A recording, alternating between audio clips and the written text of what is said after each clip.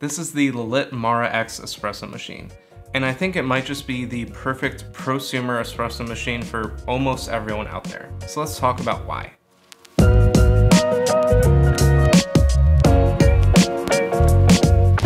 Hello, my name is Stephen Holm and I'm with HomeGrounds. We help you brew and enjoy better quality coffee right at home. If you're new around here, if you'd like to subscribe, that would really help us and it would help you be able to see more content just like this. So like I said earlier, this is the Lelit Mara X espresso machine. Right away, I want to say it is on loan to me from Chris's Coffee, so thank you so much to Chris's Coffee for lending me this incredible machine. If you ever need anything coffee related, I highly recommend checking out Chris's Coffee. They have great customer service, great products, great everything. So thank you again to Chris's Coffee. Now to start off with, I'm just going to go over sort of some of the basic specs of this machine. Quick rundown, and we'll dive into more specifics later on. So this is a heat exchanger machine, meaning you can brew and steam milk at the same time, but it only has one boiler on the inside. It is a 1.8 liter stainless steel boiler. It has an E61 style group head. I don't think they call it an E61, but it pretty much is. We have cool touch wands for both steam and hot water over here. On the inside, we have a dual PID adjustable temperature sensor. And on the front, we have a dual manometer so you can see both your brew and steam pressure at the same time. It has an optional eco mode, so it will go into standby after 30 minutes and run at a lower temperature so it's not using as much energy. It has two different types of brew modes. You have brew priority and steam priority. We'll get into that later. And then it also has 3 different brew temperature settings. And all of that for the low price of $1,700, which for the prosumer market and for a machine giving you this much control, that is a very great price. Now let's look at everything that came with the machine. Obviously we have everything we see here. The drip tray, the cup stand riser thing, double spouted portafilter. It came with 3 different baskets. This is the 18 to 21 gram. We also have a 14 to 18 gram, a 9 to 11 gram, so for single dosing, and then also a blank basket, so you can clean out the machine. I believe all of these baskets are made by IMS, which is a reputable basket manufacturer, so that is good to know. We also have a very nice tamper here. It's really hefty. It's 58.55 millimeters, so it's stretching all the way to the sides of the baskets, which is a really good thing. I would see no use in upgrading tampers. This one is perfect. It also has a cleaning kit to start off with, so we have a cleaning brush to clean the screen, a water softener filter, some detergent for back flushing, and then also some milk liquid, so steam wands cleaner. Oh, and it also comes with a scoop, which I just want to make a proposition. Let's stop throwing scoops into every single coffee maker. I mean, maybe not everyone owns as many coffee things as I do, but I've got like 20 scoops and I just leave them in the original boxes. I don't even use 1 scoop, let alone have a need for 20. All that being said, it does come with a scoop. Now let's do an overview of the entire machine here, going from top to bottom, kind of talking about what each part does so you get a sense of how the whole machine works. So in the back here, we have a water reservoir. This is a 2.5 liter reservoir. It has a spot in there where you can put in that water softener filter, and I like that they include handles on the reservoir here so it's easy to pull out and put back in. And on those handles, they have these little red tabs that you can actually adjust to mark when you need to replace the water filter, which is a nice little touch if you're using that. Just in front of the water reservoir is a cup warmer here. I think it has plenty of space for all your cups. If you have a lot of big latte mugs, it may not be great for you, but I think it's more than enough for most people. Now looking at the front of the machine going from left to right, this is our steam wand over here. Like I said earlier, it is a cool touch wand, so you don't have to worry about burning yourself except on the tip.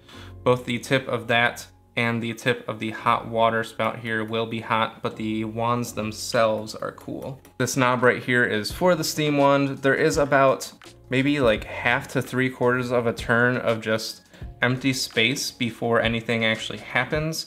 I kind of wish it was just automatic where I just turn this and boom, there's steam. I guess it's probably good so that you don't accidentally do that. So you really have to purposely turn it quite a bit to get the steam. Right next to there in the middle here, like I said earlier, is the E61 style group head.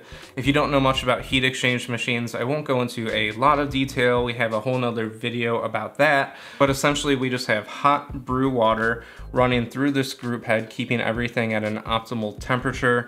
We have a solenoid valve right behind that, which basically just takes the pressure after you brew an espresso out of the basket so it's not a big old mess when you take it off. This black lever right here is to engage the pump.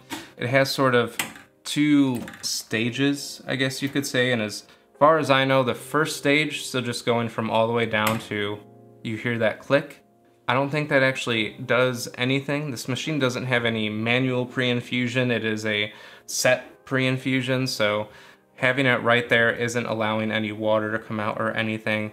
The machine doesn't actually engage the pump until you go up all the way. This lever is also how you turn it off of the standby eco mode. If it's been over 30 minutes and the machine has gone into that mode, you would just lift that up and it turns back on, starts heating back up. And then all the way over here we have our hot water wand, which same thing with this knob. There's a bit of a limbo zone where it's not actually doing anything, and then it engages at the end.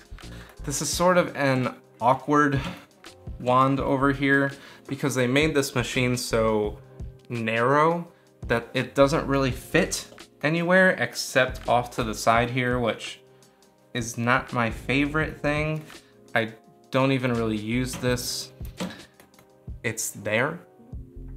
And then going over back to this side of the machine, we have our dual manometer.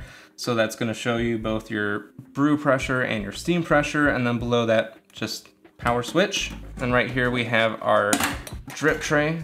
Slides right out. It's easy to dump and clean. No real complaints there. And then when we remove the drip tray, we reveal a couple more features. So the obvious one is going to be right down here. This is our brew temperature switch. And we actually have 3 options for brew temperatures on this machine. We have a low, which is 197 to 199 degrees Fahrenheit. We have mid, 200 to 202 degrees Fahrenheit, and then high, which is gonna be 203 to 205 degrees Fahrenheit. One little quirk about this machine that I don't really understand, the switch is not in the order you think. It goes from left to right, medium, low, high. Some people will complain that having the preset temperature ranges kind of limits your control over the machine, because a lot of machines will just have a button that you can press and enter in the exact temperature that you want to brew with. That makes sense, but honestly, I don't think most people will be able to tell a difference between, say, 197 and 198 degrees Fahrenheit with their brewing temperature. If you want that really fine control, then maybe this isn't the machine for you, but I think that that is a great feature and it's more than enough control for most people. Now the last thing that removing the drip tray revealed is, I think, what makes this machine really special, and it's a switch right over here. You can see that there is a on and off position. This is actually our brew mode switch. So what makes this machine so special is that usually with heat exchange espresso machines, one of the biggest downfalls is that your brew temperature, your brew water, is sort of at the mercy of the steam water, because we have this one big boiler in the back here, and that's going to hold your steam water, and then the brew water is just traveling through a separate line that's going through that boiler, so the temperature in there is being determined by the steam boiler. And so because of that, with typical heat exchanger espresso machines, you have to do a flush if you haven't brewed in a while, and it'll be really, really hot water coming out. So you don't have as much control over your temperature coming out, and it's just another variable that you have to figure out. Whereas this machine is introducing the brew mode, which is what it comes standard in. It's what I pretty much always recommend to have on, because what this machine is gonna do is twice every second, it has 2 temperature sensors in there that are going to read the temperature of your brew temperature. And then the machine is actually going to adjust the steam boiler pressure, thereby adjusting the steam boiler temperature in order to keep your brew temperature consistent, which is a super cool feature. I mean, usually your brew temperature is at the mercy of the steam boiler, but in this case, the machine is automatically adjusting the steam pressure to get you the best brew temperature. Now that does offer one sort of negative side of this machine for some people, is that you don't have consistent steam pressure, because that pressure is being adjusted in order to regulate your brew temperature, at least in brew mode. And so sometimes you might have 2.5 bars of steam pressure and sometimes you might have 1. And there is a noticeable difference between those. So if you're more of a beginner with steaming milk, maybe all of that fluctuation in pressure isn't going to be the best way to learn. Now, I personally have no problem with the machine doing that. I've worked enough with commercial machines that I can deal with a lot higher pressures, but also with something like my other machine, the Breville Barista Express, has a really low steam pressure, so I'm used to that as well. So if you're able to sort of figure out what you need to do in order to steam your milk correctly based on the steam pressure, I think that this is an amazing machine.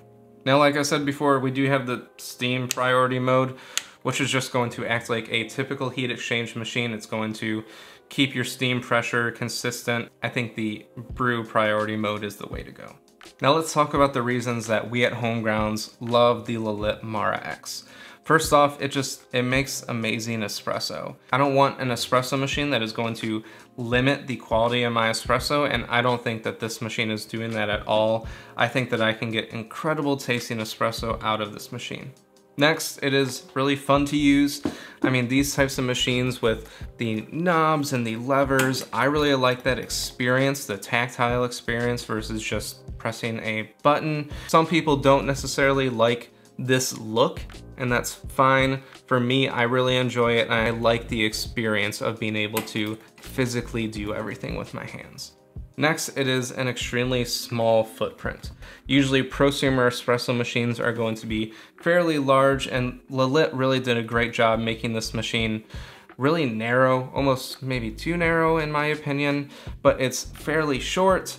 It doesn't take as much space on my counter, and I really love that, so I have more room for other coffee stuff. Another thing we love are the 3 brew temperature modes. That's a great way to be able to further dial in a coffee based on the roast level. If you usually use lighter roasts, go with the higher brew temperature setting, and then darker roasts can use the lower setting. And having that ability to tweak that is really nice in a machine at this price point. Next, the machine is just really well built and reliable. It's all stainless steel. If we take a look at the inside, it's really nicely packed in there. It's not too much going on, but they really did a good job being able to fit all these really high quality components into such a small package. And then the last thing we love is obviously the brew priority mode. I think that having that mode in a heat exchange machine makes having a dual boiler machine almost pointless. Now I say almost because there are obviously advantages to a double boiler machine.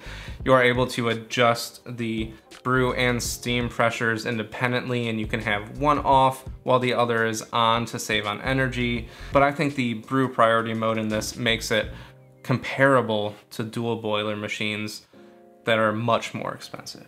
Now obviously this machine is not perfect. There are some things that we don't love, and let's start off with things that you can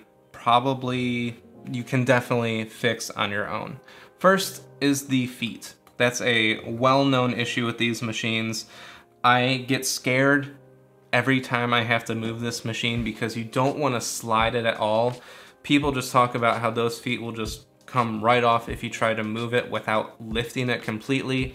And these things are heavy, so you don't want to be doing that all the time. I have it up here actually on a piece of cardboard so I can easily slide it around. I do know that you can thread on different feet onto the machine. Having a machine come stock with feet that are known to break is definitely not a great thing. Second thing that we don't really love is this portafilter.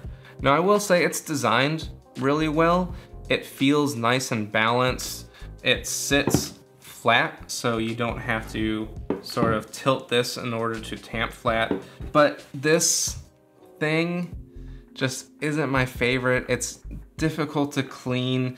It's a lot of surface that the espresso has to travel on before hitting your cup. I don't really love it. Pretty much right away when I got this machine, I went ahead and bought a bottomless portafilter because this one doesn't come with one stock, and I just prefer using bottomless ones like this so I can see my extraction coming out of the basket.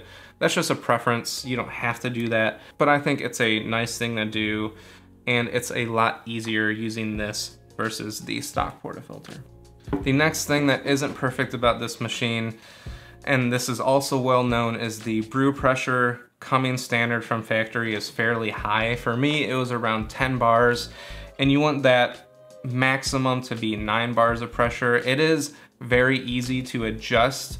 You just open up the back of the machine and you just have to adjust one valve. I brought mine down to 8 bars, but you can adjust it even lower if you want. But I think if you are spending this much on a machine, they should just be able to have it at the correct brew pressure. The next thing that may not be a huge issue, but it just stresses me out, is taking off and putting back on the drip tray. This is held on with these small rubber, I'll just call them kind of bumpers here on the sides. And every time that I slide this on, I just feel like I'm gonna push these bumpers straight off. Even looking at this one right now, it does look like I've actually taken a little chunk out of this rubber piece. They're probably easily replaceable, but I just don't like being stressed out every time I put a drip tray back on. I think that's probably a silly stress point. Next thing, and I brought this up earlier, this hot water valve. First off, it just doesn't have a good space to fit, because if you try to put it in here, it gets in the way of the lever. But even if that doesn't bother you, I personally think that this hot water spout is unusable. It is taking hot water directly from the steam boiler. At least I assume so, because when you release hot water out of here, it is just steamy. It's way too hot. It just shoots kind of all over the place and makes a big mess of really hot water. And so I pretty much just avoid this thing completely. I'd almost rather heat up water in a separate kettle than use this, which is really unfortunate. So that is pretty difficult to work with. All right, so now that we have gone over all of our pros and cons with the Lelit Mara X, it's finally time to talk about who we think this machine is for. And honestly, I think it's for anyone, first off, who has the budget for a more prosumer machine. Obviously, $1,700 is a lot of money to spend on an espresso machine for your home. Now, if this does fit into your budget, I think it is pretty good for almost everyone. It offers you the ability to brew and steam, which makes it a better option than, say, single boiler machines. And then with that brew mode, I know I keep bringing this up, but that puts it on par with dual boiler machines that are going to be a lot more expensive. So that is everything you need to know about the Lelit Mara X. If you have any further questions, or maybe things that I missed or I was incorrect on, please let me know in the comments down below. I'd love to hear all those. Thank you so much for watching, and until next time, happy brewing.